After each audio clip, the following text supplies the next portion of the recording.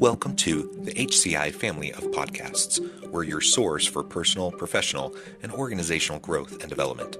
We share our own original research, explore industry trends, and interview executives and thought leaders from across the globe. Join us for practitioner-oriented content around all things leadership, HR, talent management, organizational development, and change management. Maximize your personal and organizational potential with the HCI family of podcasts.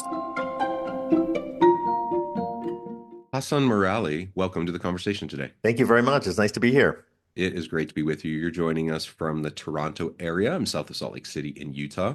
And today we're going to be talking about teamwork lessons we can learn from toddlers and other organizational lessons and tips and leadership. I think this is such a fun topic. When I saw this come across my desk and as we started to prepare for this episode, I'm like, I've talked about a lot of things with a lot of people as it relates to leadership. I think this one is one of the most unique that I've ever seen or heard. So I was thrilled to have a chance to sit down with you and have this conversation. And as a father of 6 children, I've gone through that process, that stage of like raising kids and having kids go through the toddler stage. And immediately my mind went back to, raising kids and seeing the kids go through those stages. And I'm thinking, I think there are a lot of lessons I could probably learn from that. So anyways, it'll be a fun opportunity to kind of reminisce and to think back to that. And of course, your expertise in pediatrics and whatnot, I think will be a really great, significant contribution to this conversation. As we get started, I wanted to share Hasan's bio with everybody. Hasan Merali is a medical doctor and is associate professor in the Department of Pediatrics at McMaster University, a pediatric emergency medicine physician at McMaster Children's Hospital in Hamilton, Ontario. He received his medical degree from Harvard Medical School and Master of Public Health degree from Johns Hopkins University. His research focus is on children injury prevention in low and middle income countries. He has published more than 25 peer-reviewed journal articles, and his writing has been featured in Science, the Boston Globe, NBC, CBC, and Popular Science. His first book, Sleep Well, Take Risks, Squish the Peas, Secrets from the Science of Toddlers for a Happier, More Successful Way of Life, was published by Health Communications in March of 2024. There's a whole lot more I could say, but I'm going to pause there. Anything you would like to highlight by way of your background or personal context before we dive on in? Yeah, no, thank you. That was very helpful, I think, for the audience. And I just wanted to say, wow, you have 6 children. I don't think I've actually met anyone that has 6 kids. So that's incredible. You'll have a lot of expertise on this topic too, being a professional parent and person who raised 6 toddlers. So that's wonderful. Well, and I joke because we have 6 kids, my wife and I, but we're both kind of slackers compared to our families. I come from a family of 8 children, and my wife comes from a family of 11 children. And so, yeah, I guess generationally, right? In comparison to our parents' generation, we're slackers in terms of the kids. No, that's really, really great. Yeah, I think as we get going, it'll be helpful to share some of your stories too as you think back as well, I think. Yeah, absolutely. Well, let's go ahead and start with kind of the overarching question. What are some of these lessons that we can learn from toddlers that relate to teamwork and interpersonal relationships? That's probably not the first thing people think about when they see toddlers running around playing, having a good time, sometimes not having a good time. I mean, Yeah. toddlers are an interesting phase of life. So what is it about toddlers? Yeah, exactly what you said. It's such an interesting phase of life. And I've been in pediatrics 15 years now. And over these years, I've had so many wonderful interactions with them and kind of dove into the research and looked at their behavior. And actually, it maps very well onto adult wellness literature as well as business leadership literature. So I really wanted to get this message out to the world. And so I think teamwork is a great place to start. It was my favorite chapter to write. And it's just incredible how they work in teams. They have 2 goals in life generally. One is building relationships and one is learning. And when you put those 2 things together, it comes out in so many wonderful ways. And so teamwork is one of them where they're very, very focused on getting the work done with the other person rather than what is the outcome of what we're doing. And so a very fun example. So you take a toddler, you put an unfamiliar adult, someone they've never met before, and you get them to do a joint task. And this task is only accomplishable by 2 people. One person can't do it. And what they do is they have the adult just stop working on the task And so the toddler is looking up, trying to figure out what is this person doing and what did they do? First thing, and I think this is a really important thing, is clear communication. They just address that person directly, in toddler language, man or woman, that's the language they have. And they tell them what to do. Non-judgmental, just very simple. Their assumption is that that person just didn't understand. I'm going to show them. So they say, lift it, pull this, very simple language. Next thing they do, that person is still just staring at them. They're still a little confused, but they want to work with that person because that's their goal. So they walk over to that person and they actually physically show them what they need to be doing. Again, like we all work in teams. Someone's not functioning the way they should. The assumption should be they didn't understand the instructions. And I think that's a beautiful toddler mindset to have. We address them respectfully, no judgment. We show them what to do. And that's how they can focus on teamwork and get things done. And then in the end, what I really love about them, whether the project went well or not, let's say it didn't go well and they didn't get the task done, like we sometimes happens in our own teams, they use the words we. So we didn't get it done. They share the blame equally with the other Mm. person because they're just in the team and the team didn't get it done. And that's their mindset. And I think that's a wonderful lesson that we can learn from them. Yeah, interesting. It doesn't even occur to them, right? To point fingers, pass blame, anything like that, Not at right? all. Yeah, no, they're incredible. And, they're very happy to get rewarded for their things like the rest of us are. And sometimes we get unequal rewards. And as adults, we're very good at protesting when someone got more than we did or we think they did. And toddlers will also protest that, but they do the opposite. If you put them in a team with someone and they get more than the other person, they will recognize that and protest Mm. that because they want that team to be equal.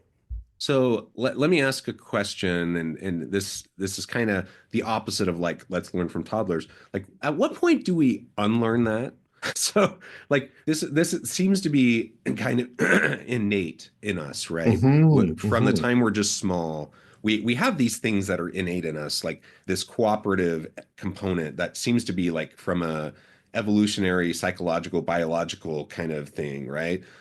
We have this Exactly. cooperative component. We have this creative component that's in us that Hmm. as we get older, these things start to like get stripped from us from the way we're raised, the way we're schooled, like all this kind of stuff. Like what do you see? Like at what point does this start to like come away from us? And what can we do about Yeah, that? yeah, I know it's a good question. So I use toddler a little more broadly than the actual Mm, definition of toddler, which is age 1 to 3. I also include preschoolers. They're very okay. similar and they do a lot of the same things. So I consider this a magical age between 1 and 5. And so a Okay. lot of these things drop off after that. So pretty early in childhood. And we go over all of these cliffs, what has previously been described as a humor cliff. Like we laugh less as we get older. Yeah, We yeah. read a lot less as we get older. And like you said, less creativity, less play, less of that evolutionary teamwork, innate ability that we have.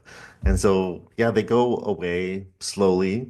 There are ways and things we can do to make them come back.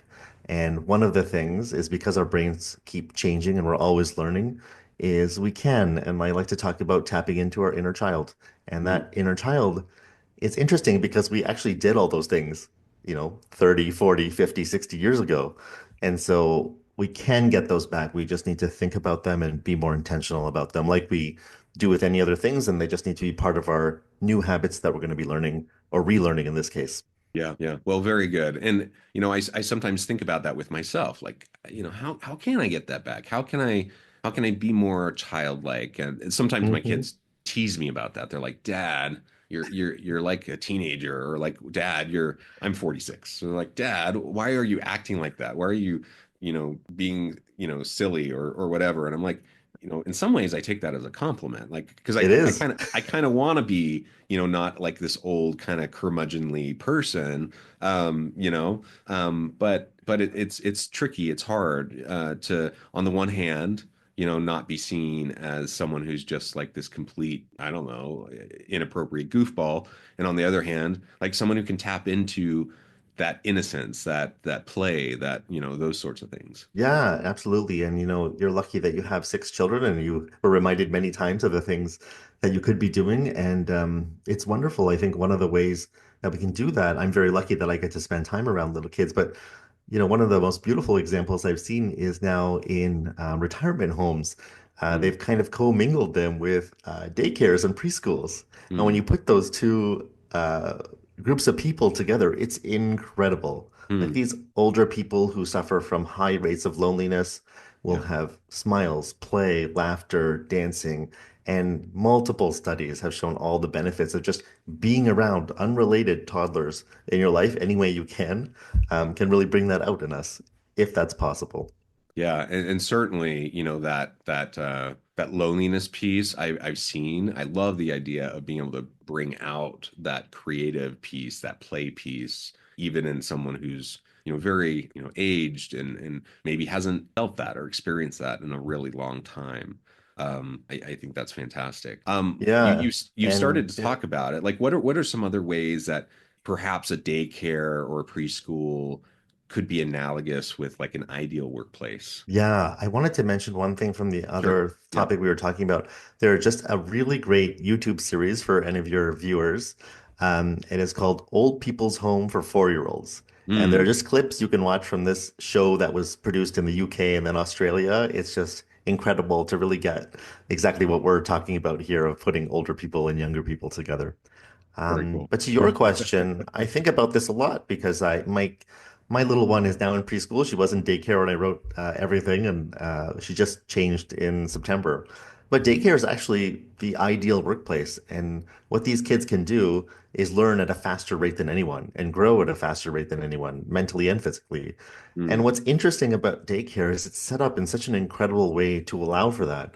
So it's open 6 a.m. to 6 p.m. Imagine just your workplace for a minute. So 6 a.m. to 6 p.m., it's flexible. You can come when you want, you get to leave when you want. You need to put in your hours, but it does have that flexibility. You have an on-site chef that's going to make nutritious meals and snacks for you in the daytime. You have two outdoor breaks every day. And so 30 minutes to 60 minutes every morning and every afternoon, you're going to be outside. And we know all the health benefits from this for the workplace. And then also you get a nap. I mean, there it's 2 hours, but we know a power nap of 20 minutes for adults is incredibly helpful to solidify things we are doing and then also refresh us for the next session. And I think one of the really important things, because burnout is such a big problem, is that you can't stay late. You get charged dollars per minute of staying yeah, late, interesting. and it's closed after 6 p.m. There's no work done after that. There's nothing on the weekends. And I just love this ideal workplace where people can thrive. Yeah. Being charged every minute you stay late. How interesting would that be if all of a sudden we had a workplace where not only, are you not encouraged to stay late to do more work, but you're actually not paid, you're charged for every Yeah. minute you stay. Yeah.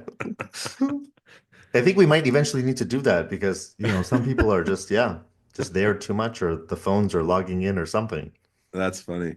No, I love that. And I was literally, so my wife and I are both professors and we both work at the same university. Our offices are Mm, just like down the hall from each other. So we're both nice. walking in together, this morning. We drop off the kids at school. We're walking into the building together. And literally we were both this morning just talking about how we just need to take more breaks during the day. Like we just Yeah. get in the grind, we get focused. We're both good at getting focused. And so I'm sitting at my computer, I'm like doing my work.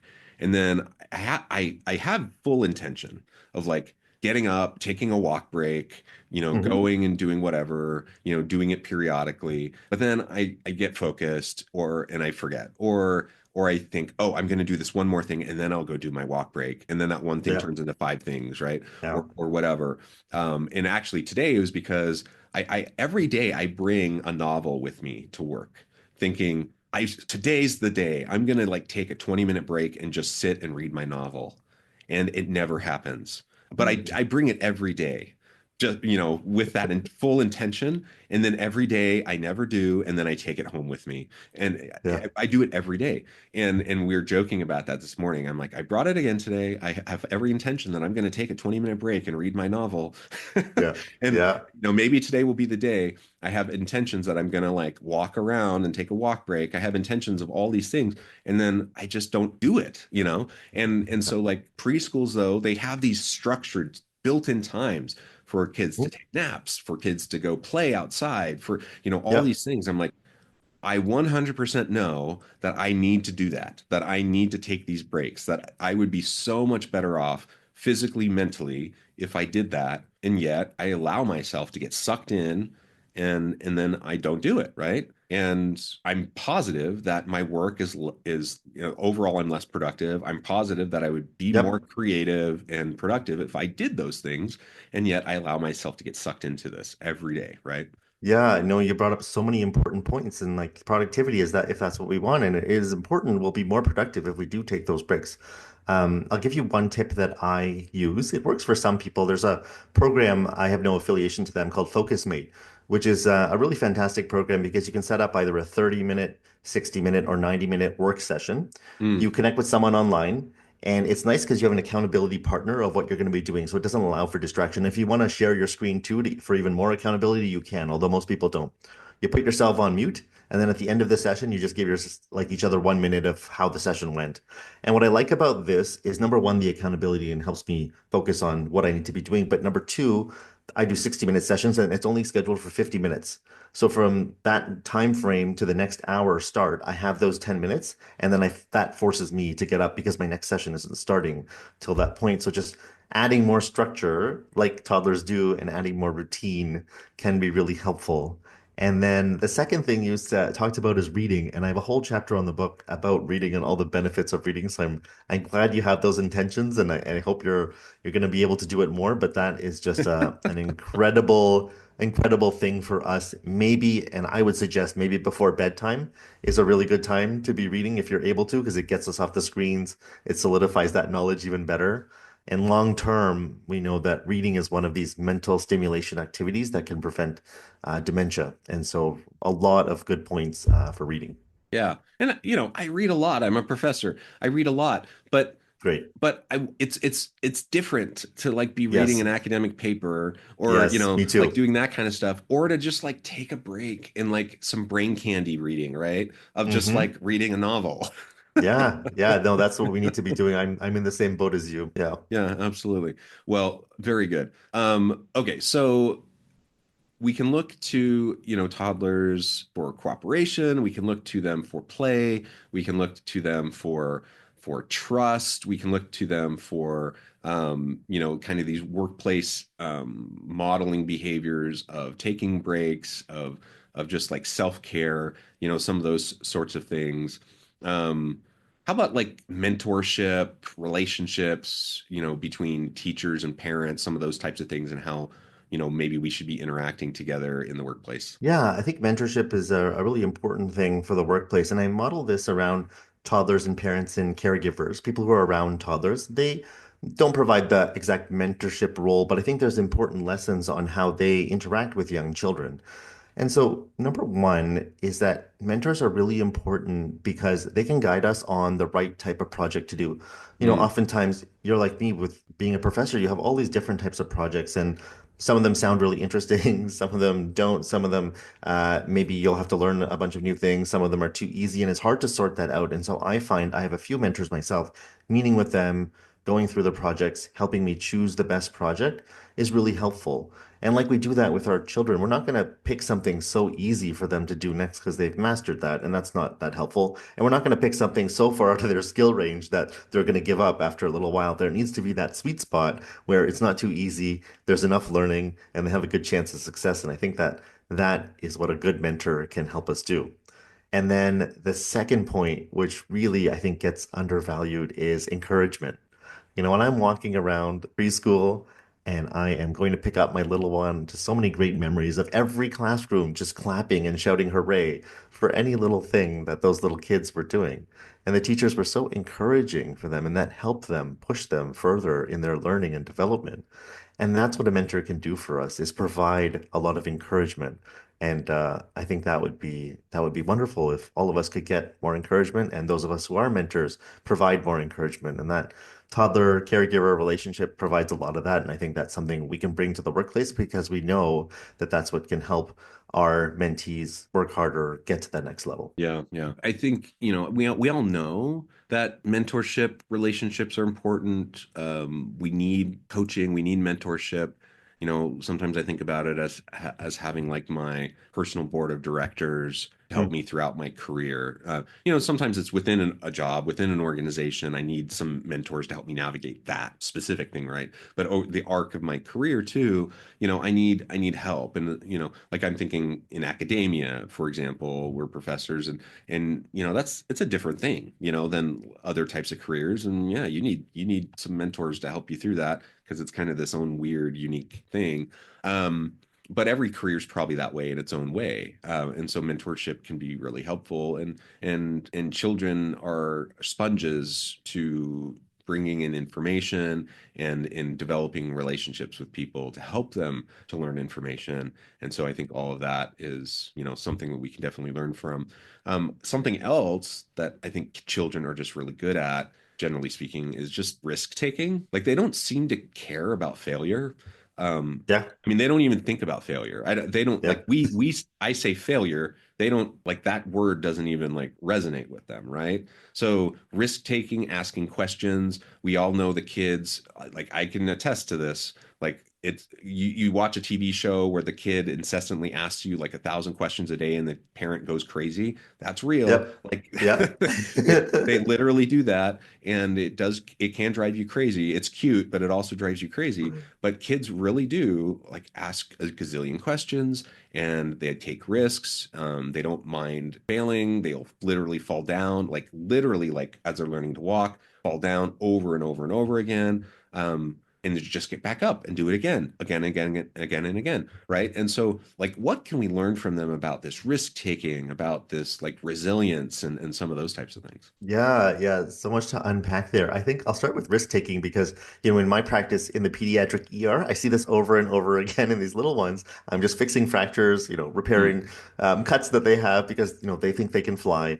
And that's something very common. And they're trying things and they might not get there. But it's really wonderful to see them, pick the highest level, repeated failures, doesn't matter the risks, and they slowly learn. And once they get there, they know exactly their abilities and they keep trying to push themselves more. And what's interesting is they couple that high risk-taking behavior with high confidence. One of my favorite studies was this study done with adults and third graders and preschoolers. And it was a card matching game. You've probably all played this where there's cards upside down and you have to see how many you're going to get right. And so adults and the third graders and preschoolers were asked to predict how much they'll get right. So, and then they were actually graded on this. So adults were a little overconfident, 6%. The third graders, 22%. And the preschoolers, 147%. Hmm. And what's amazing about that is they also thought that about everyone around them. And so this high risk taking with high confidence really gets us to a place where we're learning the fastest. And this has been shown in CEOs in the business world too. Those of them who are taking the most risks, there's less of a downside than in our personal lives of taking those risks. And they're getting rewarded more for being successful with those risks. So I think that's point number one, and why toddlers are so great at that. And then number two, you talked about asking questions, and I think this is, yeah, very, very clear. We don't need any data to show us that toddlers ask more questions. When this has been measured actually with microphones, 107 per hour, that's what they can get up to. It's it's amazing. And as we get older, like we talked about these cliffs we all go over, we certainly ask less questions because we get a little question shy and we worry about what that other person's going to think of us. And that's unfortunate because there's two advantages. One, of course, we can get more information faster and hopefully help us with whatever task we're doing. But another thing I think we forget about, and what's really useful with asking a lot of questions, especially follow-up questions, is that it builds relationships. And Yeah. questions for them are a relationship building tool as much as they are an information gathering tool. And that's why they're so good at both of those things. Very good. That is so many questions per hour. Yes. Very good. Well, Hassan, this has just been such a great conversation. I think there's so much more we could talk about, but you've really opened my mind to thinking about like teamwork and leadership and organizational dynamics, from a different perspective as we look at children. And I think there's a lot more to consider here. I also note the time. I probably need to let you go here in a minute. Before we wrap things up, I just wanted to give you a chance to share with the audience how they can connect with you, find out more about your work, where they can find your book, and then give us a final word for today. Yeah, I have a personal website. It's just my name, HasanMerali.com, and we'll put that in the show notes.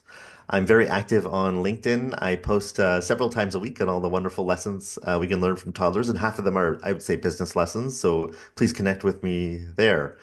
And the tagline for my website is "Toddlers hold the secrets to happiness and success."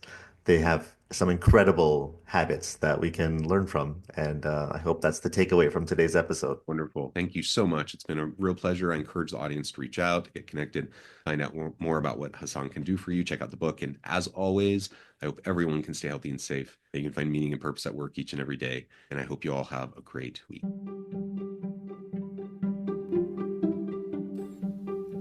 Thanks for joining us for this episode of the podcast.